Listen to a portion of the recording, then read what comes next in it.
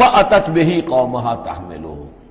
اب وہ آ گئی اس کو لے کر اپنی قوم کے پاس۔ اب ان کا حوصلہ ہے، انہوں نے وہ معجزہ دیکھ لیا ہے، یہ میری رائے ہے، واللہ عالم۔ عام طور پر اس کا تذکرہ نہیں ہے کہیں، اور یہ کہ من تحتہا میں سمجھا یہی گیا کہ فرشتے ہی نے یہ سب سارا کلام کیا ہے۔ فَأَتَتْ بِهِ قَوْمَهَا تَحْمِلُهُ، وہ اب آئیں اپنی قوم کے پاس اپنے بچے کو لیے ہوئے۔ قَالُوا يَا مَرْيَمُ لَقَدْ جِئْتِ شَيْئًا فَرِيًّا،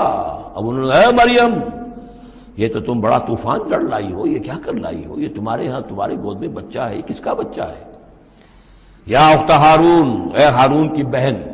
ہو سکتا ہے کہ ان کے بھائی ہوں ہارون نامی، اور ہو سکتا ہے کہ چونکہ حضرت ہارون کی نسل سے ہیں یہ،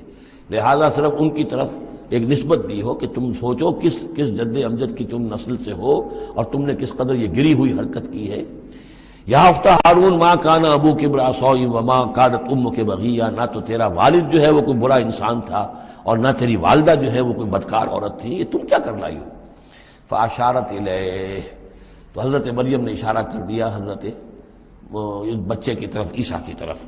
قالوا کیف نکلم من کان فی المہد صبیا، کہ کیسے ہم اس سے بات کریں، اس سے کیا پوچھیں،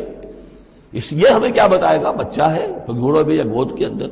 قال انی عبد اللہ، اب وہ بچہ بولا حضرت مسیح نے کہا میں اللہ کا بندہ ہوں، آتانی الکتاب، اللہ نے مجھے کتاب عطا کی ہے، وجعلنی نبیا، اور مجھے نبی بنایا ہے، وجعلنی مبارکا اینما کنت، اور مجھے مبارک بنایا ہے، بابرکت بنایا جہاں کہیں بھی میں ہوں گا،